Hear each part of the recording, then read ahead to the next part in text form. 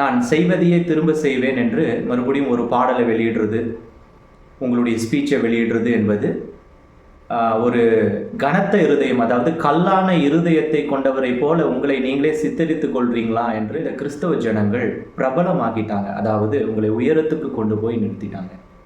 இப்போ உங்களுக்கு ஒரு கடமை உண்டு.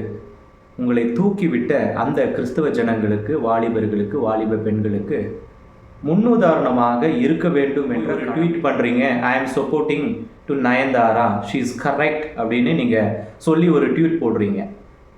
ஆனால் இன்னைக்கு இங்கே விழுப்புரம் அதை சுற்றியுள்ள பகுதியில் பெங்கல் புயலில் ஆயிரக்கணக்கான ஜனங்கள் பாதிக்கப்பட்டிருக்காங்க.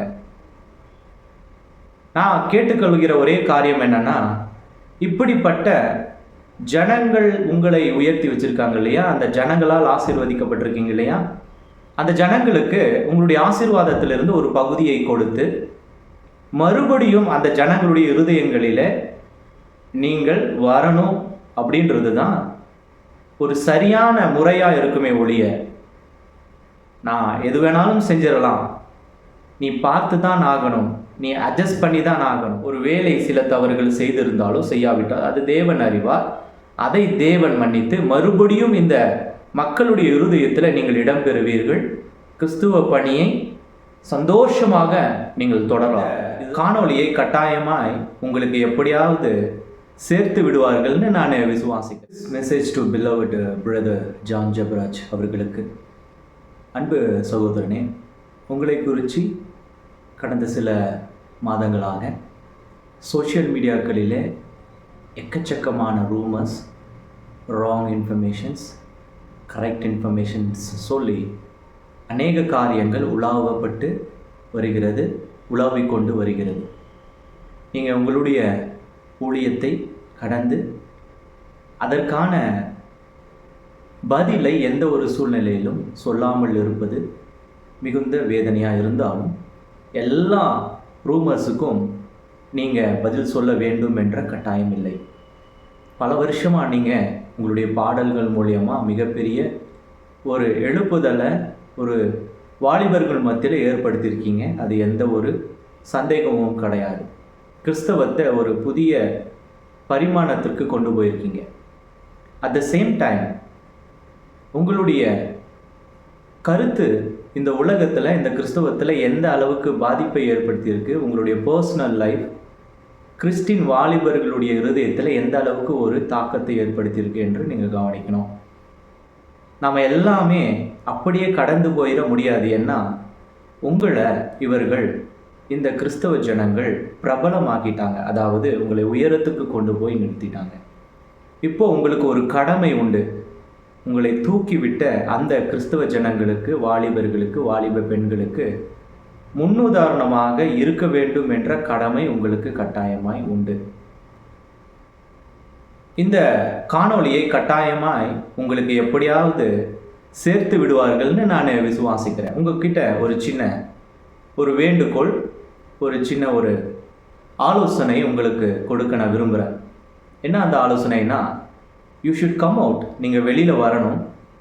பட் எல்லாவற்றையும் உங்களுக்குள்ளே வைத்துக்கிட்டு எந்த ஒரு காரியத்திற்கும் பதில் சொல்லாமல் நான் செய்வதையே திரும்ப செய்வேன் என்று மறுபடியும் ஒரு பாடலை வெளியிடுறது, உங்களுடைய ஸ்பீச்சை வெளியிடுறது என்பது ஒரு கனத்த இருதயம், அதாவது கல்லான இருதயத்தை கொண்டவரை போல உங்களை நீங்களே சித்தரித்துக் கொள்றீங்களா என்று ஒரு தோற்றம் உருவாக்கப்படுது. நீங்கள் சில வாரங்களுக்கு முன்பதாக நடிகை நயன்தாரா அவர்கள் சொன்ன ஒரு கருத்திற்கு எதிர்கருத்தாக நீங்கள் உடனடியாக அங்கே போய் ஒரு ட்வீட் பண்ணுறீங்க. ஐ ஆம் supporting to Nayanthara, she is correct அப்படின்னு நீங்கள் சொல்லி ஒரு ட்வீட் போடுறீங்க. ஆனால் இன்னைக்கு இங்கே விழுப்புரம் அதை சுற்றியுள்ள பகுதியில் பெங்கல் புயலில் ஆயிரக்கணக்கான ஜனங்கள் பாதிக்கப்பட்டிருக்காங்க. நான் கேட்டுக்கொள்கிற ஒரே காரியம் என்னன்னா, இப்படிப்பட்ட ஜனங்கள் உங்களை உயர்த்தி வச்சிருக்காங்க இல்லையா, அந்த ஜனங்களால் ஆசீர்வதிக்கப்பட்டிருக்கீங்க இல்லையா, அந்த ஜனங்களுக்கு உங்களுடைய ஆசீர்வாதத்திலிருந்து ஒரு பகுதியை கொடுத்து மறுபடியும் அந்த ஜனங்களுடைய இருதயங்களில் நீங்கள் வரணும் அப்படின்றது தான் ஒரு சரியான முறையாக இருக்குமே ஒழிய, நான் எது வேணாலும் செஞ்சிடலாம், நீ பார்த்து தான் ஆகணும், நீ அட்ஜஸ்ட் பண்ணி தான் ஆகணும், நீ ஏற்றுக்காம போய்க்க அப்படின்ற மனநிலை என்பது சரியா இருக்குமா? நீங்கள் உங்களுடைய வாழ்க்கையின் ஓட்டத்தில் ஒரு உயர்ந்த ஸ்தானத்துக்கு ஆண்டவரும் சரி, இந்த கிறிஸ்துவ மக்களும் சரி, வாலிபர்களும் உயர்த்தி வச்சிருக்காங்க. ரசிகர்களாக மாறி உயர்த்தி வச்சிருக்காங்க. நீங்கள் ஏதோ ஒரு நடிகைக்கு கொடுக்குற அந்த கமாண்ட் இங்கே மழையால் பாதிக்கப்பட்டு இழந்து போகிற மக்களுக்கு ஏன் கொடுக்க முடியாது? உங்ககிட்ட இருப்பதை நீங்கள் கொடுத்து உதவி, அந்த மறுபடியும் அந்த மக்களுடைய ஜனங்களுடைய இருதயத்தில் நீங்கள் பதியணும். உங்களுடைய மனநிலை மாறி இருக்கு என்பதை காட்டணும். வேதமும் அப்படிதான் சொல்லுது இல்லையா? பாவத்தை மறைக்கிறவன் வாழ்வடைய மாட்டான், அதை விட்டு தேவனிடத்தில் அறிக்கையிடுகிறவன் இரக்கம் பெறுவான்னு. நாம் தேவனிடத்தில் அறிக்கையிடுறதும் இந்த ஏழைகளுக்கு உதவுகிறதும் கர்த்தருக்கு கடன் கொடுக்கிறான்னு சொன்ன அந்த வார்த்தையும் ஒன்று தானே. அப்போ அந்த ஏழை ஜனங்களுக்கு நீங்கள் உங்ககிட்ட ஆண்டவருடைய நாமத்தை சொல்லி இந்த ஜனங்கள் இடத்துல ஏர்ன் பண்ண அந்த காசை நீங்கள் அவங்களுக்கு கொடுக்கணும், உதவ முன் வரணும். உங்களுடைய அந்த நல்ல குணத்தை நீங்கள் மக்களுக்கு காட்டி கொடுத்து, கிரியையில் காட்டி கொடுத்து, you should come out again. இப்படி தான் நீங்கள் இந்த சமுதாயத்துக்குள்ளே மறுபடியும் கிறிஸ்தவ உலகத்திற்குள்ளே நீங்கள் வர வேண்டும் என்று நாங்கள் விரும்புகிறோம். இதை பார்க்கிறவர்களும் கேட்கிறவர்களும் விரும்புகிறார்கள். அதனால் தயவு செஞ்சு இதை நீங்கள் ஆலோசனை பண்ணுங்கள். கடினம் இருதயம், நீங்கள் தனிப்பட்ட முறையில் ஜெபம் பண்ணுறீங்க, அது ஆண்டவருக்கு தெரியும். காரியங்களுக்காக மாறணும் என்று சொல்லி நீங்கள் விருப்பப்படுறீங்க, ஆண்டவர் அறிந்திருக்கிறார்.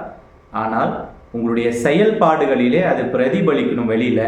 இல்லைன்னா அதுவும் தவறான ஒரு இடத்துல போய் முடிந்துவிடும். அது தவறான உதாரணமாய் கிறிஸ்துவத்தில் மாறிவிடும்.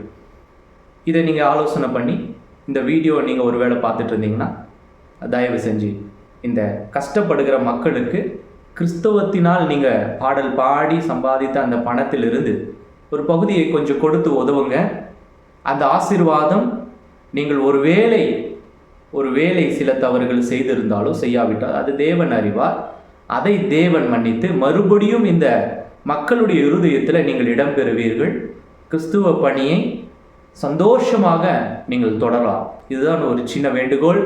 இதை நீங்கள் கேட்பீங்க, ஆலோசிப்பீங்கன்னு நான் விசுவாசிக்கிறேன். As a brother in Christ, this is my humble request. So please try to understand and think about this.